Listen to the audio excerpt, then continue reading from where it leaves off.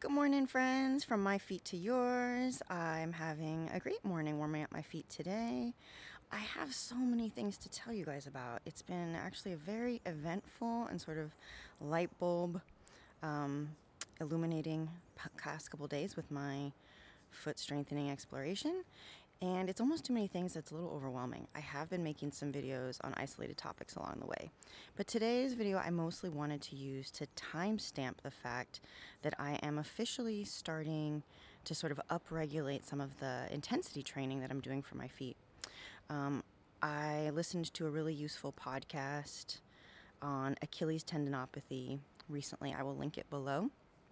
I'm not gonna lie, it's kind of high level PT versus PT, like extremely established, PhD physical therapist, right? Not super generic stuff. But I appreciated the detail in terms of the training regimen for talking about bringing athletes back from sometimes repeated Achilles tendinopathies, etc. And although I don't have Achilles issues in particular, I did have that on my left foot. I think it's part of what kind of holds me back on my left side is residual consequences from that injury and not really rehabbing it correctly or knowing how to totally re-strengthen it. And also it just had really good ideas for how to get someone back to performance readiness. Now, I don't have to play like high intensity soccer or which sprinting is one of the most demanding things you can ask your feet and lower limbs to do, right? Your whole body for that matter. Not to mention like the directional changes and whatnot. So, but what I would say is if I can follow something like their protocol to get my feet back to just walking and running, and I would love to sprint, and I would love to sprint like at the beach and things that would be hard for my feet to do. It's like I can at least model what I do off of some of their regimen and their advice, right? So one of the things is I got to do more jumping. And fortunately for me, that's actually something I really want to do. I love leaping and bounding and jumping in the dance I like to perform. And it was very timely that I listened to this podcast. It was like, you got to do more jumping. And I was specifically trying to learn these skills that involve like some lateral and vertical bounding, right? Really trying to get airtime and landing on, and it's single leg landing and then rebounding, right? So it actually really mimics the like plyometric type of physical therapy work. Not exactly the same plyo, but really similar movements. So I was like, this is perfect. I have something to work towards, and I'm going to model what I do. So I'm adding in 2-foot jumping, right? Bouncing at first. And one of the things they mentioned was you're not necessarily coming up onto your toes to bounce. You're more tensioning the bottom of the foot and resisting that tension in the flat feet. I will make a video about this. But anyway, that was one thing. So there was that technique tip of just teaching the athletes how to jump for this rehab. And I thought that was a really interesting point because I would have thought that they wanted them to like land on their toes and lower eccentrically. But what they were saying is that, they have a lot of that eccentric strength. They've done a lot of eccentric loading strength usually before they've gotten to these sort of more exclusive PTs. And so what they needed was more of the quick stimulus to the tissue. Combined with, so I'm going to talk out of both sides of my mouth here, combined with higher intensity eccentric loading. So to do like resistance, high, like it's like 1.5, 2 times body weight type of resistance training, specifically for their soleus. So it was bent knee, heel raises, right, type of stuff.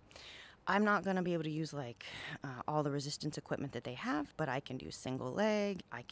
They specifically said, soleus being more of like a type 1 fiber muscle, responds to being fatigued, right? So even if you don't have access to Smith machine and all the stuff, you can, as long as you're fatiguing those muscles, like really, really fatiguing them, you're going to get the collagen and the ligamentous and tendinous stimulus, right, basically to the connective tissue.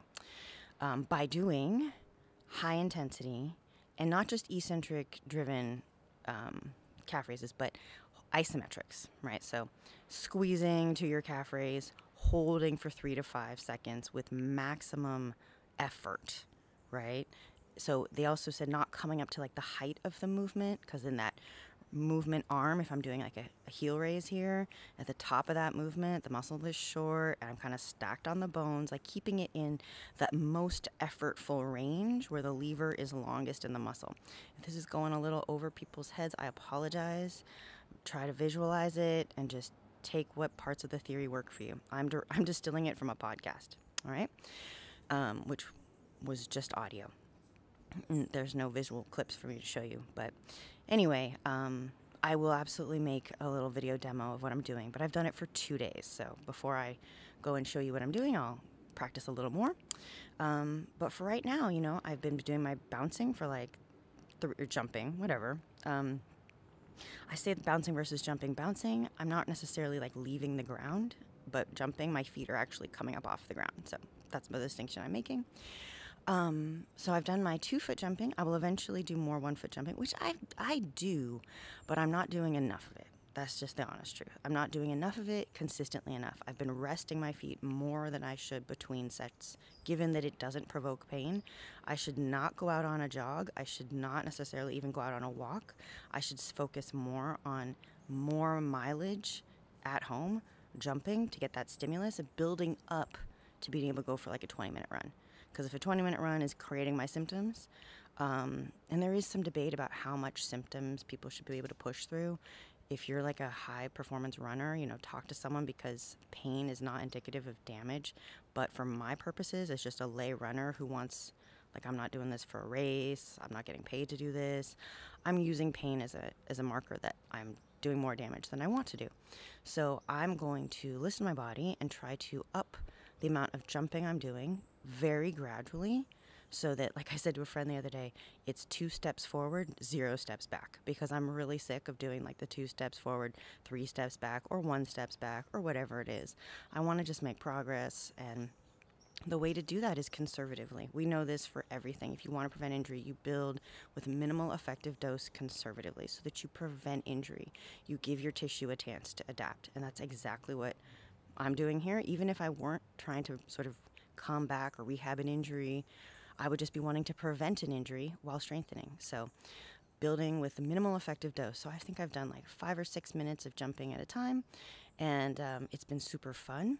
I basically go until I'm kind of cardiovascularly fatigued at this point. Like, okay, that was kind of a stimulating thing.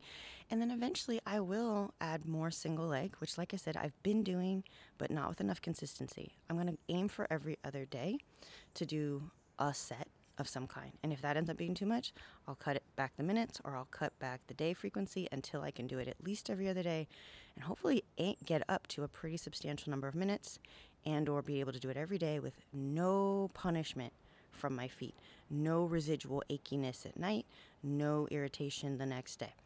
The other thing I'm combining it with is the higher intensity calf raises, right? So I do calf raises, I do foot, heel raises to stimulate the intrinsics. And I've always done like a calf raise, but I haven't been doing a long enough isometric hold, I don't think. So I've been adding a 3 to 5 second super, just pushing like crazy hard, creating internal resistance against the floor, iso holds. And I feel a difference. Now, originally I was a little frustrated that I haven't been doing this I was like, oh man, I know this stuff. I know this science. Like, why haven't I been implementing this?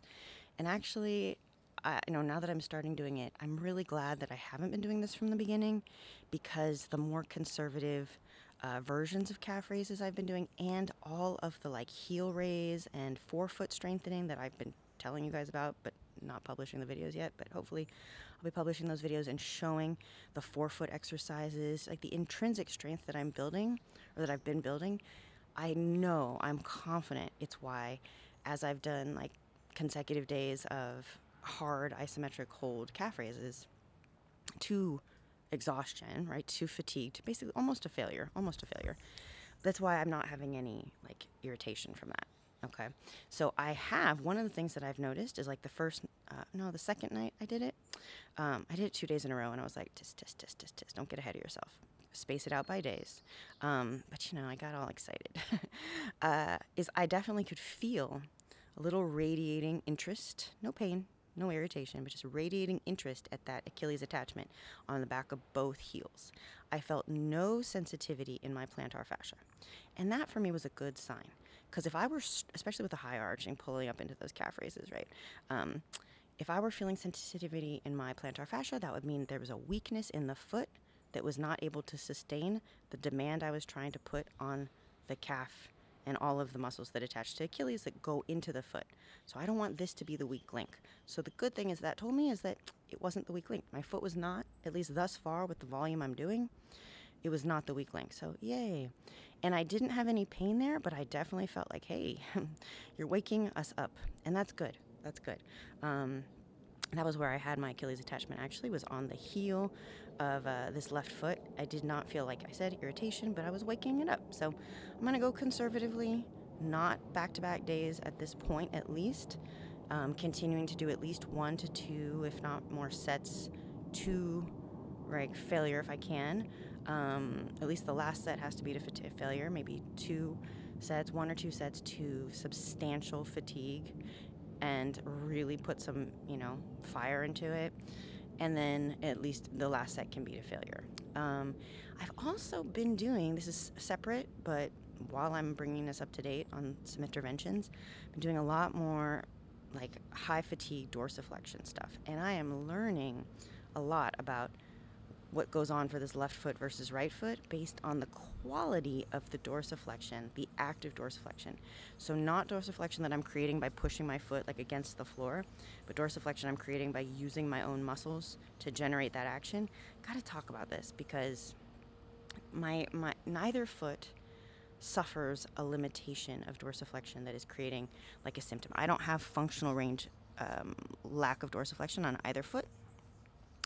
But the quality, I can feel a difference, not only in the glide path at the subtalar joint. That's not my subtalar joint. That's my tibiotalar joint, excuse me.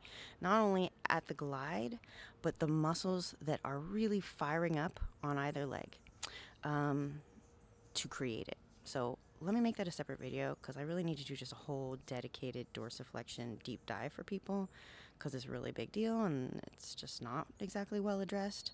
I don't, in my never humble opinion.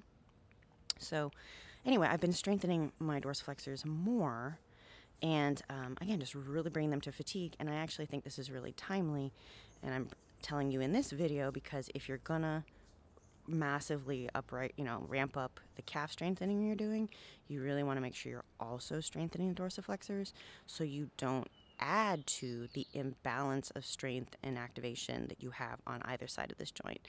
I was just watching a video about carpal tunnel actually, and the PT was making the same observation. There's like a 70 to 30 or an 80 to 20% ratio of like the muscles on the back of our leg to the front of our shin, but he was talking about the forearm. So underneath the forearm are all the beefiness muscles, and then on the top of the forearm, a lot less muscle tissue.